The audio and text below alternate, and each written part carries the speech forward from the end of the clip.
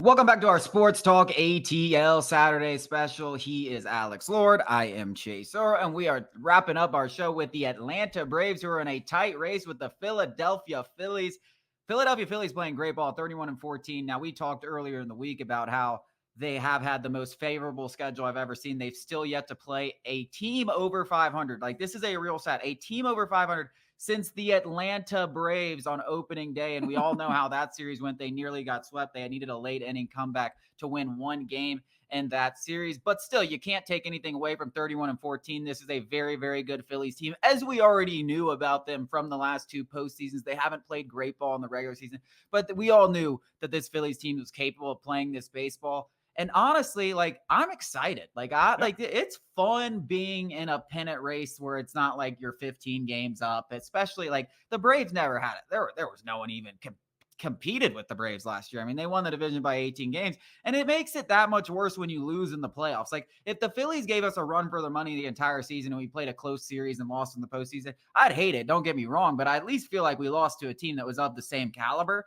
This at least makes it feel like, all right, we meet a match. It's a good match. Yeah, 2022 was some of the most fun I've ever had watching any sport ever. Watching the Braves chase down the Mets, and then that final series at Truist Park, we needed a sweep to pretty much win the division, and we ended up getting it. That was some of the most fun I've ever watched watching any sports. I watched the 2019 LSU National Championship. Obviously, 2021, we won the World Series. 2022, when you have a division foe that you can kind of banter with, that is the best thing. And the Phillies are playing great ball. And, like, granted, yes, the schedule, you can only beat who's in front of you. And any Braves fan who's still knocking the Phillies, they're playing great ball. But you know what you could take solace in, Braves fan? The Braves have not played their best ball to this point, and we're only down 2.5 games, and we were still on pace for 105-ish plus wins, and we still have not really played our best ball. Obviously, the pitching staff is playing unreal. Might have the best rotation, can certainly go toe-to-toe with that Phillies rotation,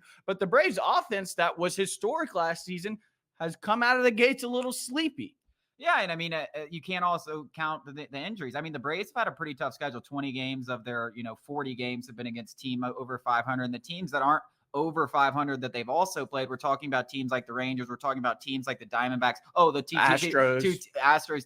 Three of the teams that were in the World Series in the last 2 years. So, like, those even count as pretty good opponents. And when you look at the pitching staffs that we played, I mean, go look back at the ERAs of the guys we just played against the Cubs. Like, you might not know their names, Imanaga and stuff like that. I didn't even know some of the names that were pitching. Oh, but they all had like 1.5 ERAs. Boston had some great pitchers. Houston had some great pitchers. Seattle has one of the best rotations in baseball. The Dodgers have great pitchers. So they played unbelievable pitching staffs. It's not like they've been struggling against the Miami Marlins. Well, the Marlins actually did have a decent pitching, but it's not like they've been struggling against guys with 6-7 ERAs. They've been struggling against really good pitchers. I think that's my biggest takeaway. Not only have they played some good teams, they played some really good pitching staffs. And I hope to see, once the schedule kind of eases up in that regard, these bats can start to get hot. We always like to say, when the summer months heat up, the Braves heat up, this Braves offense heats up. It's starting to smell like summer. I don't know if you walked outside today, but I think the bats are just around the corner from heating up. Yeah, and that's the craziest part is the Braves are right there again, 105 win pace, and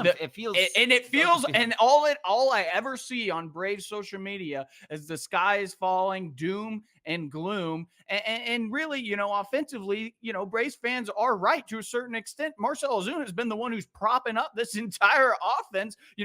Sean Murphy's been out pretty much the entire season. Austin Riley's been out a week or so now. Spencer Strider obviously has been out a long time. This Braves team has dealt with injuries, and it's been the unlikely heroes, whatever you want to call them, who are propping up this offense. Matt Olson seems to be turning the corner. Ronald Acuna is still hitting the piss out of the ball. Eventually, those are going to start leaving the park.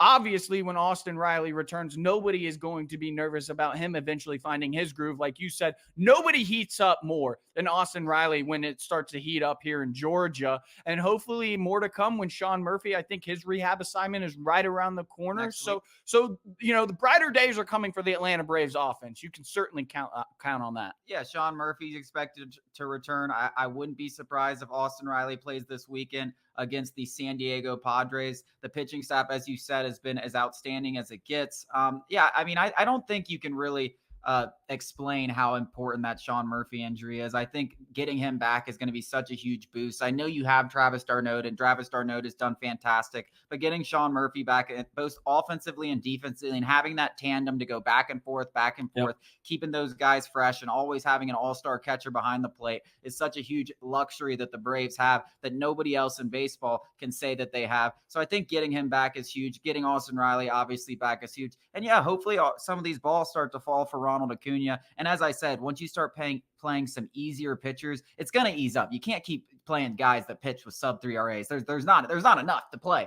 the Braves. There's not 162 of them out there, but it sure as hell feels like there's 162 out there right now. Yeah, it sure does. And, let's talk about the Braves pitching because we've got a couple of Cy Young candidates that were Chris Sale is vintage Chris Sale. The guy is outstanding. Ronaldo Lopez, Max Fried. I know Charlie Morton just had a real stinker against the Cubs, but up until that point, he's been rock solid Charlie. I mean, this Braves, just imagine what this rotation would have looked like with Spencer Strider. Alex Anthopoulos' vision was so clear.